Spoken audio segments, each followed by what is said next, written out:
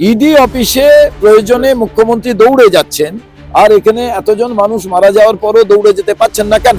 23 জন নিখোঁজ না তাদের ডেড বডিকে লোপাট করে দেওয়া হয়েছে। সরকার আর কোনোটাই নিয়ন্ত্রণ করতে পারছেন না, বিরোধী দলনেতা গেলেন। কারণটা কি বাংলার মানুষ জানতে চায়। তার ফলে এই দুর্ঘটনা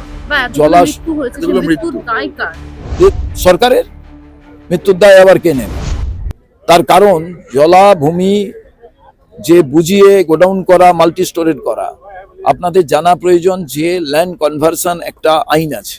অর্থাৎ আমার যদি কৃষি জমি থাকে, মৎস্য চাষের জমি থাকে, পুকুর থাকে, জলা জমি প্রথম কথা ভরাট করতে পারবে না। এবার তুমি যদি ভরাটও করতে হয় তাহলে আপনাকে ল্যান্ড কনভার্সন করাতে হবে। কমার্শিয়াল হিসাবে করাচ্ছেন না বাস্তু হিসাবে করাচ্ছেন, এটা আইন। সেই আইনকে বুড়ো আঙুল দেখিয়ে বিস্তীর্ণ জলাশয়কে অবৈধভাবে ইললিগাল কনস্ট্রাকশন করে যে বড় বড় বিল্ডিং বানিয়ে গোডাউন হিসাবে ভাড়া দেওয়া হয়েছে, আমরা জানতে চাই এর পারমিশন কে দিলেন, ট্রেড লাইসেন্স কে দিলেন, ফায়ার লাইসেন্স কে দিলেন? ডিজি ফায়ার বলছেন ফায়ার অডিট হয় না, তাহলে দায়ভার কার? তাহলে দমকল মন্ত্রীর। এবার পুরো সরকারটাই এমন ভাবে চলছে যেখানে প্রশাসনিক রাস আলগা হয়ে গেছে, আর কেউ কারুর খোঁজ রাখছেন না। আপনি ভাবুন আরবানা, যে আরবানার মতো একটা বিত্তশালী লোকেরা, প্রভাবশালী লোকেরা, ধনবান লোকেরা সেখানে থাকেন, সিনেমা আর্টিস্টরা থাকেন, তারই মানে প্রদীপের তলায় অন্ধকার, তারই পাশেই এই ভয়ঙ্কর অগ্নিকাণ্ড। যে অগ্নিকাণ্ডতে 8 জন মারা গেলেন, 23 জন নিখোঁজ না তাদের ডেড বডিকে লোপাট করে দেওয়া হয়েছে।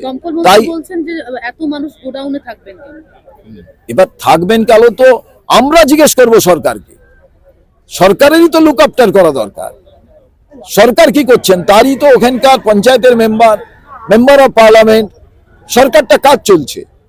তার মানে কি সরকার পুরো মাত্রায় তার যে প্রশাসনিক যে রাস সেটা আলগা হয়ে গিয়েছে। সরকার আর কোনোটাই নিয়ন্ত্রণ করতে পারছেন না। ইডি অফিসে প্রয়োজনে মুখ্যমন্ত্রী দৌড়ে যাচ্ছেন, আর এখানে এতজন মানুষ মারা যাওয়ার পরও দৌড়ে যেতে পারছেন না কেন?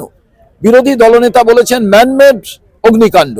তাহলে আমার প্রশ্ন, ম্যানমেড অগ্নিকাণ্ড হলে আপনি বিরোধী দলনেতা হিসাবে এই যে জলাজমি ভরাট করে দেওয়া হচ্ছে, আপনি বিধানসভায় একদিনও কেন প্রশ্ন করেননি?